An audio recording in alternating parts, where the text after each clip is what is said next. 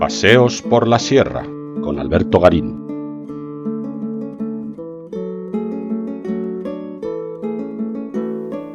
El monasterio de Megalispanagias de la Gran Virgen María se encuentra situado en el sur de la isla de Samos, en el borde montañoso que en esta isla encontramos mirando hacia el mar Egeo. Fue establecido a partir de 1586, tan solo una década después de que los otomanos, que eran los señores de la isla, decidieran repoblar este lugar que había sido abandonado un siglo atrás, puesto que la actividad de los piratas había puesto en clara amenaza todo el lugar. En esa repoblación acudieron tanto gentes de la actual Turquía como de Grecia, y entre ellos una comunidad de monjes que son los que van a construir este monasterio. La leyenda dice que dos de estos monjes, Dionisos y Nilo, en una noche encontraron un antiguo icono, que cuando quisieron cambiarlo de lugar, de forma mágica, milagrosa, regresaba al sitio donde había sido encontrado. De modo que Dionisos y Nilo, a partir de 1586, construyeron una pequeña capilla dedicada a San Pedro y San Pablo, que fue el origen de este monasterio. En la actualidad esa capilla primera se encuentra integrada en la iglesia, que a su vez se ubica en el centro del propio monasterio, frente al hábito que tenemos en el mundo de la cristiandad latina, de conocer las iglesias de los monasterios como un edificio pegada a un lado del claustro, del patio que organiza el conjunto del cenobio. En el caso de estos monasterios ortodoxos, la iglesia puede estar claramente en medio del patio, del claustro, de modo que es la estructura que vertebra todo el conjunto, y cuando nos movemos por el claustro tenemos que rodear permanentemente esta iglesia. El monasterio sufrió un aparatoso incendio hace más de 30 años, tras el cual fue reconstruido, no así la iglesia, que logró salvarse, y eso es lo que le da este aspecto limpio y novedoso que encontramos en el monasterio. Como decía, la iglesia afortunadamente logró superar ese incendio de finales del siglo XX, tras haber sufrido otros incendios durante la Edad Moderna. De ahí que la estructura arquitectónica de 1586, las decoraciones que vemos al interior, las maravillosas pinturas sobre las paredes, pero también todo el conjunto de arte mueble en los altares, el iconostasio, el baldaquino que se sitúa por encima del altar, ya son de los siglos XVII y XVIII en muchas ocasiones porque las estructuras previas fueron destruidas en sucesivos incendios. Cuando ingresamos a la iglesia, nos vamos a encontrar inicialmente un pequeño nártex, a un lado del cual se localiza la primitiva capilla de San Pedro y San Pablo, para entrar después ya en la nave, que queda cerrada el área del presbiterio a la vista de los visitantes por un hermosísimo iconostasio plagado de imágenes, un iconostasio que sabemos que solo se puede abrir en determinados momentos de la liturgia para, una vez producida la transustanciación, descorrer el velo de la portada central y de esa manera poder terminar la Eucaristía. Antes del iconostasio, a cada lado, encontramos unos pequeños altarcillos que corresponden a esos altares secundarios bien utilizados en la liturgia ortodoxa.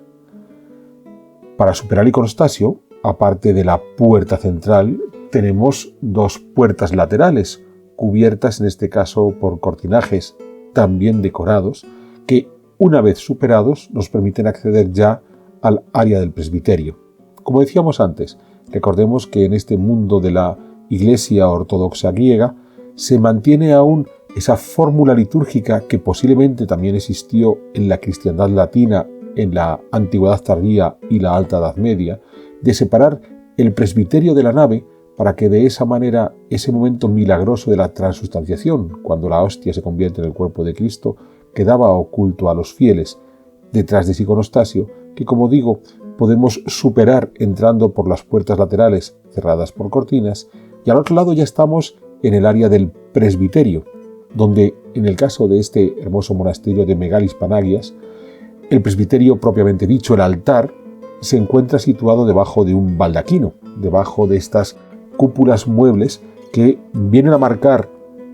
esa parte noble del conjunto que es el altar y que a su vez lo realzan. Es decir, no solamente está la cúpula principal de la iglesia, que hace de esa iglesia un elemento importante, sino esa segunda cúpula, que es el baldaquino, situada por encima del altar.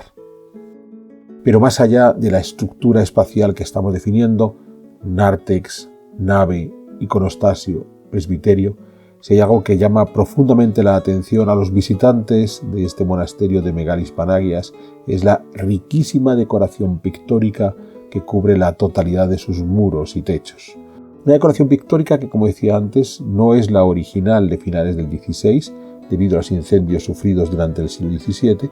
sino redecoraciones posteriores de la segunda mitad del XVII y en algunas ocasiones, en el caso de los bienes muebles, como la cátedra o el ambón. Recordemos que el ambón es un elemento previo a los púlpitos y que no tenía la función de dar un sermón, sino de realizar determinados cánticos dentro de la liturgia. El sacerdote sube al ambón para cantar esa parte de la liturgia, una parte determinada. Pues bien, estos bienes muebles ya son del siglo XVIII. Pero volvamos a las pinturas, a los frescos que decoran todo el conjunto. Prácticamente no hay un espacio dentro de los muros y las cubiertas de la iglesia que no tenga decoración.